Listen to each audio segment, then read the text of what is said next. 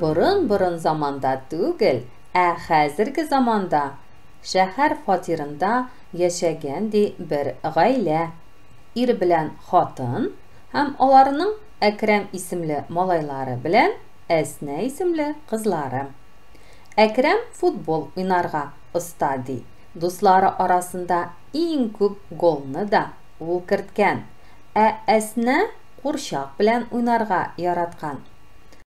Аларның әби белән бабайсы авылда яшәгәннәр. Ишек алдында Сарбай дигән этләре һәм Мәзлүмә дигән песиләре дә булган. Матур җылы җәй көннәрен Әснә белән Әкрәм авылда әби-бабай янында үткәрергә яратканнар.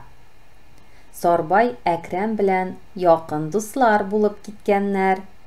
Бергә уйнаганнар. Хәтта Әкрәм этен үзе белән су кыйнырга да алып барган.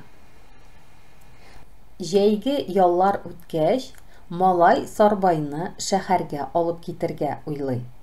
Бу турыда бабайсына әйтә. Бабай ыныгына болай дип җавап бирә. Беренчедән, эт ул чиста хайваннардан түгел, ул урамда яшәргә тиеш. Икенчедән, һәр хайванның да үз вазифасы бар. Мәсәлән, песи тычкан тотар өчен яратылган. Этләр кешеләрнең иң якын дуслары һәм ярдәмчеләре. Алар чигебезне явыз дошманнардан гына түгел, наркотиклардан да саклыйлар. Коткаручы этләр дә бар. Алар суга батучыларга, төрле һәлакәткә очраганнарга ярдәмгә киләләр. Кайбер этләр көтү көтәләр, ауга йөриләр. Хуҗасын саклар өчен үз-үзен корбан итүче этләр дә күп.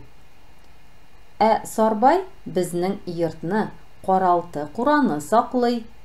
Ул бик акыллы, хәтта күрше тавыкларын да таный, ишек алдына кертми. Бу сүзләрдән соң Әкрәм уйга бата. Димәк, өй эшләрендә, фатирларда яшәгән этләр үзләренең вазифаларын үти алмыйлар икән бит.